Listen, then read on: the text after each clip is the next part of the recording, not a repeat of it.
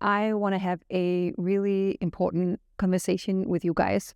So, as you might know, I was an expat in Costa Rica, an immigrant with privileges living in Costa Rica.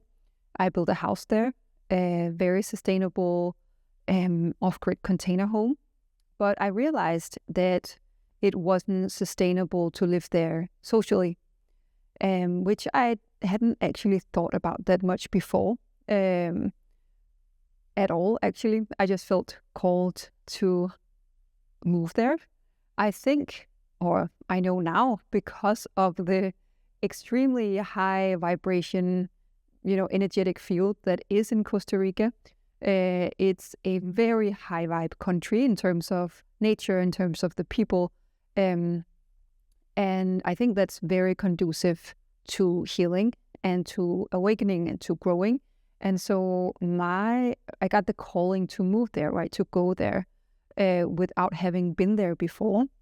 And so I just went there without thinking about actually the consequences of me moving there. So what I want to chat with you about today is both the problematic tendency we have in the spiritual community to move to these magical, very densely, energetically spiritual areas of the planet and actually extract from those precious areas with us, bombarding these places and exhausting resources there and really,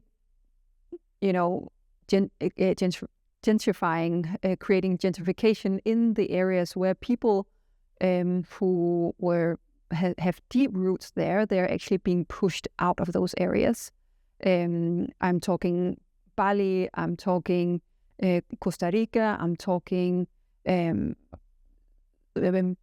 areas in Mexico as well. There's these hotspots. I think Egypt is becoming one as well, where these massive amounts of spiritual seekers are moving in and pushing people out. The people who actually live there first, right? And that's problematic. And it's also problematic in the way that spiritually awakening people are leaving their roots behind. So we are actually not only, we're not only creating gentrification in areas where people of less privileges are being pushed out of their own homes in a new form of, spiritual colonialism almost, right? But we're also exhausting the spiritual resources of the places that we're coming from by leaving. So that's a really important nuance, is that the reason that I left Denmark is that there's quite a dense, heavy energy in Denmark and in Europe in general, because of the history here, and I think because of just how long people have populated these areas, and how problematic a lot of practices have been, including in Christianity and stuff like that. So, and the witch hunts and all of the stuff of medieval Europe, which often wasn't very pretty. And so there's a denseness of energy here, which first of all makes it quite difficult to wake up. But also when you are waking up and when you are raising your frequency and realizing that we're more than just these material bodies, then it's quite difficult to be in a context where people around you are either ridiculing it or downright just, rejecting that point of view, or even finding it scary, right? That having such a different worldview and sharing that can feel like a threat to people who are not there yet. And so we tend to hide in our spiritual closets a lot of seekers, a lot of finders, people who have already found what they're looking for.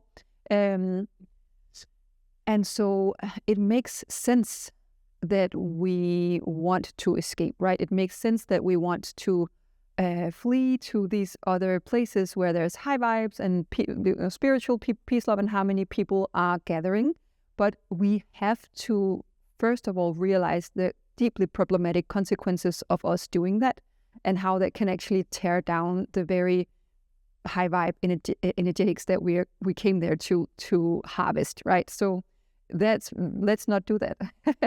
And also, let's really see how us removing ourselves from these dense energy areas are making them even more dense, and is making it even harder for the people around us to actually be positively influenced by that shift that we're making ourselves. So what I realized is that coming back here and connecting with my roots was not only undoing some problematic new age colonialism kind of vibe that I had going on. It's also me creating this shift in the place where I have my roots, and in so doing, making it easier for the people around me to join me. And so I also want to do physical events here in Denmark, in Copenhagen, maybe even in Ringsted, where I live now, for people to actually physically meet and join the vibration, cultivating the frequency together of raising our consciousness, and through that creating a field of love and peace and harmony, all the hippie stuff that is actually what the world so badly needs right now. And so instead of going out and finding these like-minded people out there, right, which is also a coping mechanism called disconnected flighty, where we always see the grass is greener on the other side, right? That's part of my fractal as well, which I'm luckily coming out of, and that feels so good to feel like deeply landed. And then, you know, finding people who might not be exactly where we are, but helping the people around us to realize what's possible, right? Because if we're just going abroad, connecting with people who are already there, right, it doesn't help. It doesn't help. It just creates this imbalance on the energetic field of the planet. And so my guidance was really strong to, first of all, you know, speak this problem, speak about the problematic issue about, you know, buying a piece of land in an area where people can't afford to buy their own homes, and to where they have to sell their precious land that has been with them for generations and generations, because, you know, hotels and Airbnb is just pushing them out of the area, right?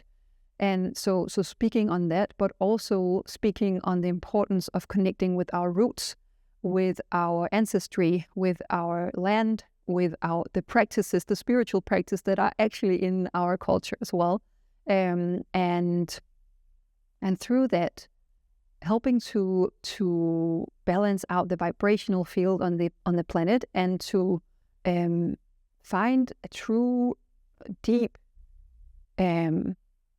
home spiritually for ourselves and for each other, by not creating this scatteredness and pushing the problems to other places of the planet. So that's what I'm intending to do, is to, I think I have a fly in my hair. Anyways, I really want to create physical spaces where we can meet and where we can actually step into the frequency that we're creating together, and with that create the beautiful ripple effects of healing and change that we need. We are ushering in a new world, a new planet, where all of the dense and stuck energy of thousands and thousands of years that are sort of have accumulated and now is being ready to actually shift into something really beautiful and light. that we get to usher that in and get to help with that. So it sounds like a grand plan, but it's actually just existing and connecting together and stepping into this new field of reality, of possibility together, and connecting with our roots and with the people who might be challenged around this worldview, but really need that challenge, right? Need to be maybe shaken out of an old patterning and gently be invited into a space of possibility and expansion. So I think that was my 2 cents for today.